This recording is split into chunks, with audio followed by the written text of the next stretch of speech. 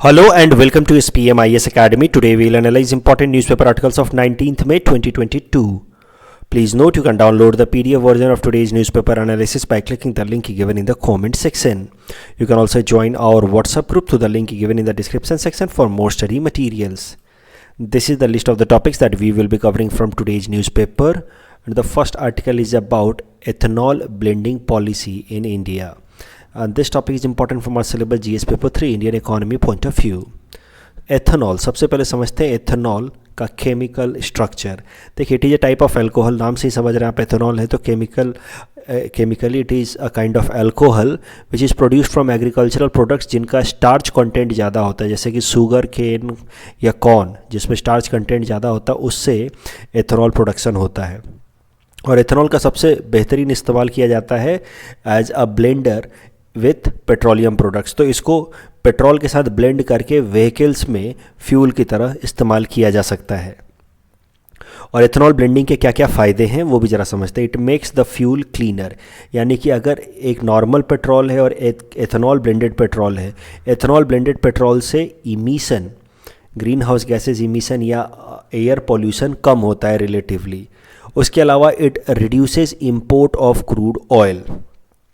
तो नेचुरल सी बात है, पेट्रोल में अगर थोड़ा बहुत 10% तक या 15% अगर मेथनॉल मिक्स करके फिर उसको फ्यूल की तरह इस्तेमाल कर रहे हैं तो क्रूड ऑयल की रिक्वायरमेंट कम होगी. और क्रूड ऑयल की रिक्वायरमेंट कम होगी तो फिर इंडिया को इंपोर्ट कम करना होगा क्रूड ऑयल. इंडिया अपना 80% ऑफ एनर्जी मीट करता by importing the crude oil.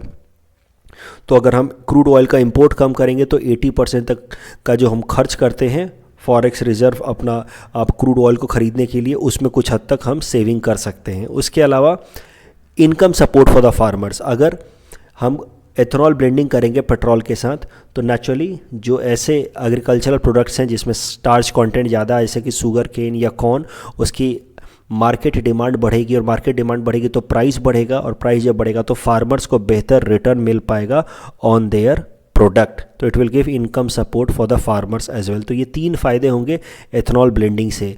और इसी कारण से भारत सरकार ने 2018 में ही एक बायोफ्यूल पॉलिसी लाई थी. बायोफ्यूल पॉलिसी का मेन गोल था कि हम लोग जितना भी पेट्रोल बेच रहे हैं उसमें 20% तक एथेनॉल को ब्लेंड करके बेचेंगे बाय द ईयर 2025. और इस स्कीम को अब आज से इम्प्लीमेंट कर दिया गया. That is why this was the rule. मतलब इसको अब टारगेट बाउंड फैशन में अचीव करने के लिए भारत सरकार ने स्टेप्स लेना शुरू कर दिया आज से.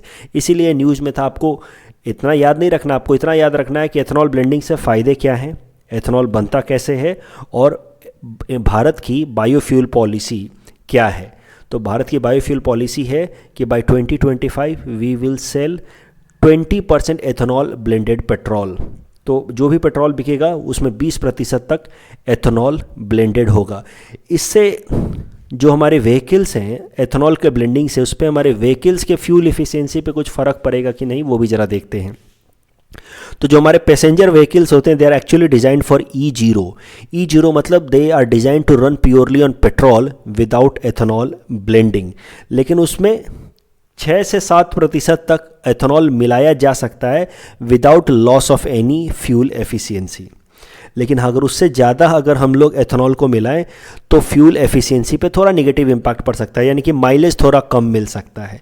और इसी कारण से अगर हमें E20 फ्यूल बेचना है तो हमें अपने ऑटोमोबाइल्स को भी थोड़ा बहुत मॉडिफाई करना होगा. मुद्दा ये है कि जो अभी आप कार चलाते हैं वो अगर E0 या E10 के लिए बना है, यानी कि बिना एथेनॉल ब्लेंडिंग के लिए या 10% एथेनॉल ब्लेंडिंग के लिए बना है, तो उसमें 20% एथेनॉल ब्लेंडिंग करके अगर आप बेचेंगे E20 वाला एथेनॉल ब्लेंडिंग करके पेट्रोल बेचेंगे तो आपकी कार की माइलेज कम हो सकती है, उसके फ्यूल एफिशिएंसी पे नेगेटिव इम्पैक्ट पड़ सकता है.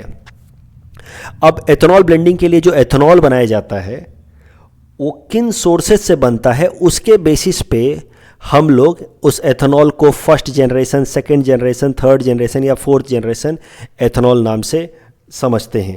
तो देखिए, फर्स्ट जनरेशन एथेनॉल वो होता है which is created from raw materials that is used as food content for human beings. तो फर्स्ट जनरेशन का जो एथेनॉल होता है it is created from sugar beet, sugar cane, wheat या कॉर्न. फर्स्ट जनरेशन वाला हमारे लिए सबसे ज़्यादा निगेटिव इम्पैक्ट रखता है क्योंकि ये सारे प्रोडक्ट्स हम खाने के लिए इस्तेमाल कर सकते थे, और अब इससे हम अगर एथेनॉल बना रहे हैं for the purpose of blending with the petrol, तो नेचुरली कहीं ना कहीं हम अपने फूड सिक्योरिटी पे कॉम्प्रोमाइज़ कर रहे हैं। तो इससे रिलेटिवली बेहतर माना जाता है सेकेंड जनरेशन वाला एथेनॉल। सेकेंड जनरेशन वाला एथेनॉल बनता है from non edible biomass like would, straw, grass या वेस्ट। उससे भी बेहतर होता है थर्ड जनरेशन वाला एथेनॉल। इसको हम लोग एल्गी आई होप आप समझते होंगे, जो ग्रीन कलर का एक तरह का माइक्रो ऑर्गेनिज्म है जो खासकर वाटर बॉडीज में होता है। तो एल्गी से बनने वाला जो एथेनॉल होगा वो उसको हम लोग थर्ड जनरेशन एथेनॉल में काउंट करते हैं, algal biomass. That is even better than second generation biomass ethanol. और फोर्थ जनरेशन वाला जो एथेनॉल बायोमास है that is even more environment friendly. इसमें कैसा है कि जो वेस्ट मटेरियल्स हैं उनको उनकी पैरालिसिस करके, यानी कि बर्निंग और heating in the absence of air, उनसे हम लोग फिर एथेनॉल बनाते हैं। So this is how this is the best as far as environment friendly nature is concerned. तो first generation, second generation, third generation और fourth generation ethanol. Ethanol blending के लिए जैसा कि मैंने आपको बताया, अभी भी आप देखिए तो जो रॉ मटेरियल है वो क्रॉप है। आज भी ज़्यादातर जो एथेनॉल ब्लेंडिंग के लिए जो एथेनॉल बनाया जाता है या तो वो फर्स्ट जनरेशन का या सेकंड जनरेशन का एथेनॉल होता है, इसीलिए it is not consider to be very much human friendly. अगर हम थर्ड जनरेशन या फोर्थ जनरेशन का एथेनॉल बनाना शुरू कर दें तो that will be considered as even better source of energy because it won't be compromising on any of the human interest as far as our food requirement is concerned। और इसी कारण से असम सरकार ने इस डायरेक्शन में कुछ स्टेप्स लिए हैं। तो एक बार जरा देखते हैं असम सरकार ने क्या स्टेप्स लिए एथेनॉल प्रोडक्शन को प्रमोट करने के लिए। एथेनॉल प्रमोशन पॉलिसी असम सरकार लेकर के आई है, जिसमें असम सरकार कैपिटल सब्सिडी या इंटरेस्ट सबवेंशन देगी ऐसी ऑर्गेनाइजेशंस को जो एथेनॉल प्रोडक्शन के डायरेक्शन में काम करें। इंटरेस्ट सबवेंशन मतलब सस्ते दामों पर उनको लोन मिलेगा, सस्ते इंटरेस्ट रेट पर उनको लोन मिलेगा। उसके अलावा असम सरकार ने इस्टेब्लिश कराया है एथेनॉल प्लांट एट नुमालीगढ़, जिसमें 2G plant of ethanol production लगाया जाएगा। 2G प्लांट का मतलब क्या है कि ऐसा एथेनॉल प्रोडक्शन किया जाएगा that will be produced from non edible biomass. तो इसमें कैसा है, जो नुमालीगढ़ रिफाइनरी में एथेनॉल प्लांट लगाया जा रहा है उसमें एथेनॉल प्रोड्यूस किया जाएगा from bamboo, that makes it a 2G plant of ethanol. इसमें जो टेक्नोलॉजी यूज़ की जाएगी उसका नाम होगा Chempolis Formicobio technology from Finland, and this technology is used for the first time in India.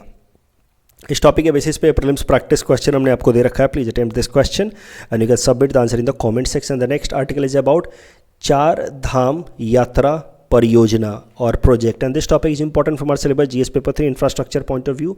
चार धाम प्रोग्राम या परियोजना, it was started by our prime minister Narendra Modi ji in 2016। इसका मेन गोल है कि जो चार पिलग्रिम साइट्स हैं हिंदू कम्युनिटीज़ के लिए, जो सबसे इंपॉर्टेंट पिलग्रिम साइट माने जाते हैं, केदारनाथ, बद्रीनाथ, यमुनोत्री एंड गंगोत्री, उनको कनेक्ट करना। तो और उन इनफैक्ट कनेक्शन तो पहले भी था, लेकिन उनके जो रोड कनेक्शंस हैं उनको मोटरेबल रोड कनेक्शंस बनाना और रोड को फर्दर ब्रॉडन करना, this is the goal of Char Dham परियोजना या प्रोग्राम। तो as I said the project proposes widening of single lane roads into double lanes up to 10 meters and developing highways to connect this 4 important pilgrim sites for Hindus. इसको लेकर के काफ़ी ज़्यादा criticism हो रहा है करंट टाइम में। आप देख रहे हैं कि हाल फिलहाल में अलग अलग जगहों पे लैंडस्लाइड्स के इंसिडेंट्स बढ़ गए हैं और इसी कारण से चार धाम परियोजना को क्रिटिसाइज़ किया जा रहा है, क्योंकि जितना ज़्यादा मैंने लैंडस्लाइड जब कराया था तो आपको बताया था कि हिली एरिया में जितना ज़्यादा हम लोग ह्यूमन एक्टिविटीज़ करेंगे लाइक कटिंग ऑफ ट्रीज या फिर रिमूविंग ऑफ रॉक्स, तो it will make the entire rock system या entire mountain system unstable and that will further lead to more and more landslides. और इसी कारण से चार धाम परियोजना को क्रिटिसाइज़ किया जा रहा है कि ऐसे ही ये जो पूरा का पूरा रीजन है, उत्तराखंड का जो हिली वाला रीजन है वो इकोलॉजिकली फ्रजाइल एरिया है और वहाँ पे इतना सारा इंफ्रास्ट्रक्चर अगर एक्टिविटी हम लोग करेंगे तो that will naturally weakened the infrastructure in the region and that may make this region more and more prone to landslides। और इस कारण से इस चार धाम परियोजना को क्रिटिसाइज किया जा रहा है और इसी कारण से चार धाम परियोजना के अगेंस्ट सुप्रीम कोर्ट में एक पिटीशन फाइल की गई थी और सुप्रीम कोर्ट ने फिर इस पिटीशन के बेसिस पे एक हाई पावर्ड कमेटी बनाई है that is chaired by Ravi Chopra in order to study the impact of Char Dham परियोजना on the infrastructure of the this particular region। The next article is about record wholesale price indexed inflation and this topic is important from our syllabus GS paper 3 economy Indian economy point of view। तो क्या है current news? इसी तरह का article मैंने last month भी cover किया था जहां मैंने आपको बताया कि होलसेल प्राइस इंडेक्स इन्फ्लेशन लगभग रिकॉर्ड लेवल पे पहुंच चुका है 14.55%। अब वो उससे भी आगे पहुंच गया अगले महीने। Now it has in the month of April it has move to 15.11%। March महीने में होलसेल प्राइस इंडेक्स इन्फ्लेशन 14.55% था। अप्रैल महीने में अप्रैल 2022 में इट हैज़ मूव टू 15.1%। कारण अगेन वही है जो बेसिक होलसेल लेवल के आइटम्स हैं जैसे mineral oil, crude petrol, natural gas या बेसिक मेटल्स, इनकी सप्लाई कम हो गई है और इस कारण से डिमांड बढ़ा और डिमांड बढ़ा इस कारण से प्राइस बढ़ी है leading to such a huge inflation and such a huge inflation because of decrease in the supply of these items is because of Russia-Ukraine war। तो Russia-Ukraine war के कारण ये सारे जो इंपॉर्टेंट होलसेल आइटम्स हैं इनकी सप्लाई कम हो गई और सप्लाई कम होने के कारण लगातार wholesale price index inflation rise कर रहा। तो पिछले महीने 14.55% था, उससे भी आगे चला गया है inflation in the month of April and it has move to the level of 15.1%। Wholesale price inflation से रिलेटेड कुछ बेसिक इन्फॉर्मेशन देख लेते हैं। Wholesale price index inflation wholesale price index inflation is computed by Office of Economic Advisor which comes under Ministry of Commerce and Industry। It is calculated और released on monthly basis और इसका base year है 2011-12। इसमें total 3 तरह के items लिए जाते हैं। मैन्युफैक्चर्ड आइटम्स जिसके अंदर टोटल 564 आइटम्स होते हैं, fuel and power 16 items and primary articles 117 items. Total number of items 697। Manufactured items का वेटेज 65% के आसपास, फ्यूल एंड पावर का 14.91 और प्राइमरी आर्टिकल्स का 20.12। इस टॉपिक के बेसिस पे प्रीलिम्स प्रैक्टिस क्वेश्चन हमने आपको दे रखा है। Please attempt this question and you can submit the answer in the comment section. The next article is about RFID tags for Amarnath pilgrims and this topic is important from our syllabus GS paper 3 science and technology point of view. क्या होता है RFID tags, ये पहले समझते हैं। आपने इस तरह का फास्टैग अपने कार के ऊपर ज़रूर देखा होगा। ये जो फास्टैग्स काम करते हैं वो है RFID टेक्नोलॉजी या RFID टैग्स। जो फास्टैग होता है वो कैसे रीड होता है? हमारी जब कार ऐसे एक इस तरह के एरिया से जब मूव करती है तो अपने आप रीड कर लेता है। यहाँ पे एक टैग रीडर लगा रहता है, वो अपने आप रीड कर लेता है कि यहाँ से ये कार मूव हुई है। तो ये जो फास्टैग होता है उसको ये जो कार्ड रीडर है वो रीड करता है बाय थ्रोइंग रेडियो वेव। तो ये रेडियो वेव लगातार रिलीज करता रहता है और जैसे ही कार यहाँ से गुजरेगी वो इस फास्टैग को रीड कर लेता है और उससे काउंटिंग कर लेता है और फिर हमारे अकाउंट से पैसे कट जाते हैं। तो इस बेसिस पे और इस तरीके से फास्टैग काम करता है। It is a tag that can be read from several feet away and it does not need to be within the direct line of sight। इसको डायरेक्टली इसके नज़दीक आने की या लाइन ऑफ साइट में आने की ज़रूरत नहीं है। ये दूर से इसके रेंज में ही आते ही ये इस टैग को रीड कर सकता है, ये card reader. Line of site वाले भी कुछ इस तरह के रीडर्स होते हैं, आपने ज़रूर देखा होगा जब शॉपिंग मॉल में आप शॉपिंग करने जाते हैं तो इस तरीके से कार्ड रीडर का इस्तेमाल किया जाता है। ये वाला जो कार्ड रीडर है उसमें लेजर लाइट का इस्तेमाल किया जाता है। लेजर लाइट के लिए जो कार्ड बार कोड है वो लाइन ऑफ साइट में होना चाहिए, लेकिन RFID में जो बार कोड है वो लाइन ऑफ साइट में नहीं होना चाहिए क्योंकि ये जो रेडियो वेव छोड़ा जाता है उसके रेंज में ही आते वो इस RFID टैग को रीड कर लेता। तो this is one major difference between laser based readers of any tag and radio wave reader of any tag. Radio wave reader of tags को हम लोग RFID टेक्नोलॉजी कहते हैं। अब करंट न्यूज़ ये है कि भारत सरकार ने फैसला लिया है कि अमरनाथ यात्रा करने वाले जितने भी हमारे पिलग्रिम्स हैं उन सब को RFID के साथ अटैच करके भेजा जाएगा ताकि उनकी सेफ्टी सिक्योरिटी का ध्यान रखा जाए। क्योंकि बहुत बार कैसा होता है कि कुछ नेचुरल डिजास्टर्स होने के कारण ये जो अमरनाथ पिलग्रिम्स हैं they lose their path, sometimes they even lose their life, even their dead bodies are not recovered in many cases in case of some massive vulnerable massive catastrophes, natural catastrophes. तो इस कारण से अब RFID tags का इस्तेमाल किया जाएगा ताकि इनकी सेफ्टी, सिक्योरिटी और लोकेशन को ट्रेस किया जा सके। इस टॉपिक के बेसिस पे ये प्रीलिम्स प्रैक्टिस क्वेश्चन हमने आपको दे रखा है। Please attempt this question, you can submit the answer in the comment section. The next article is about highland for rhinos in Kaziranga and this topic is important from our syllabus GS paper 5 Assam issues point of view. तो देखो, हर साल आपको पता है monsoon महीने में फिर आसाम के अलग अलग एरियाज़ में, खासकर प्लेन एरियाज़ में इस तरह का फ्लड आता है। और फ्लड में कैसा होता है कि काजीरंगा का जो आसपास का एरिया होता है फ्लडेड हो जाता है, और फ्लडेड होने के कारण कई सारे rhinos, swamp deers, wild buffaloes they die, specially जो बूढ़े और कमज़ोर होते हैं वो मर जाते हैं।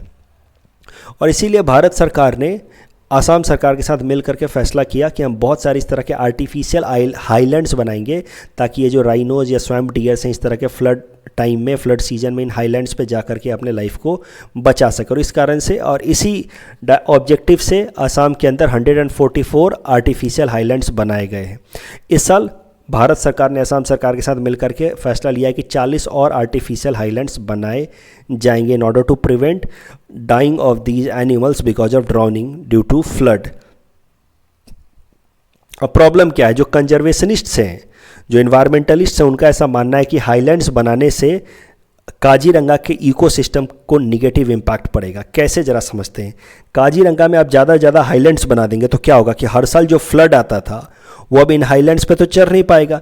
ये जो फ्लड आता है इसका एक पॉजिटिव इम्पैक्ट भी होता है किसी भी इकोसिस्टम पे। ये फ्लड अपने साथ सिल्ट और सैंड लेकर के आता है जो काफ़ी फर्टाइल होता है। आपने जरूर बेसिक ज्योग्राफी में पढ़ रखा होगा, इनको हम लोग खादर कहते हैं, जो फ्रेश सैंड या सिल्ट होता है। तो हर साल ये फ्लड जो है फ्रेश सैंड या सिल्ट लेकर के आता है जो प्लेन एरिया को फर्टाइल बना करके जाता है। लेकिन आप ज़्यादा से ज़्यादा हाईलैंड्स बना देंगे तो वहाँ पे फिर से हर साल सैंड या सिल्ट, जो फ्रेश सैंड या सिल्ट है वो तो आएगा नहीं, खादर तो आएगा नहीं। और जब खादर आएगा नहीं तो ये एरिया जो है वो धीरे धीरे, जो हाईलैंड वाले एरियाज हैं वो बंजर बनने लगेंगे और they won't be able to support grasslands the way they support grassland right now in Kaziranga. Huge grasslands, elephant grassland जिसको कहते हैं, क्योंकि इस तरह का सिल्ट या सैंड फ्लड के कारण आ नहीं पाएगा। और जब ग्रासेस नहीं होंगे because of more and more highlands तो धीरे धीरे हमारे राइनोज के पॉपुलेशन पे भी निगेटिव इम्पैक्ट पड़ने लगेगा, उनकी पॉपुलेशन डिक्लाइन होने लगेगी and it may lead to natural ecological succession. Natural ecological succession is a natural phenomena where one species in a particular area is replaced by another species community. So हमारे rhinos धीरे धीरे मरने लगेंगे and that will lead to natural ecological succession. और इसी कारण से बहुत ज़्यादा आर्टिफिशियल हाईलैंड बनाने के अगेंस्ट है हमारे इन्वायरमेंटल कंजर्वेशनिस्ट्स। उनका कहना है कि rather than making artificial highlands in Kaziranga region, आप जो काजीरंगा एरिया है उसको कनेक्ट करें with the Karbi hills in the adjacent region. ये है काजीरंगा नेशनल पार्क, यहाँ पे फ्लड आता है तो एनिमल्स मरते हैं, तो यहाँ पे आर्टिफिशियल हाईलैंड बनाने से अच्छा है कि बीच में से नेशनल हाईवे नंबर 37 जाता है, उसके ऊपर से एक एलिफेंट कॉरिडोर या एनिमल कॉरिडोर बना दें, जिसकी मदद से जब भी फ्लड का टाइम आए तो हमारे एनिमल जो हैं वो यहाँ काजीरंगा नेशनल पार्क से मूव करके कार्बी हिल्स में चले जाएं और अपने आप को बचा लें। Karbi hills are natural hills, तो rather than making artificial highlands here, make allow these animals to pass to the Karbi hills so that इनके लाइफ भी बच जाए और कोई आर्टिफिशियल चेंजेस भी ना करना पड़े काजीरंगा इकोसिस्टम में। कल जो हमने आपको प्रैक्टिस क्वेश्चन दिया था उसका आंसर देख लेते हैं। Albedo is measure of how much light hits a surface and then get reflected by it, absolutely correct. But albedo of snow is less than forest, this is wrong. Correct answer is option A. Tiger Conservation Authority, National Tiger Conservation Authority is a statutory body, so first statement is wrong. It was created under Wildlife Protection Act 1972, right, but it is Project Tiger is central sponsored scheme, so third statement is again wrong. Correct answer is option B. How many tiger reserves in India? Right now there are 52, and IMF weightage of yuan has been increased and weightage of dollar also has been increased, so the correct answer is option A. That's all from our side for today. Thanks for watching.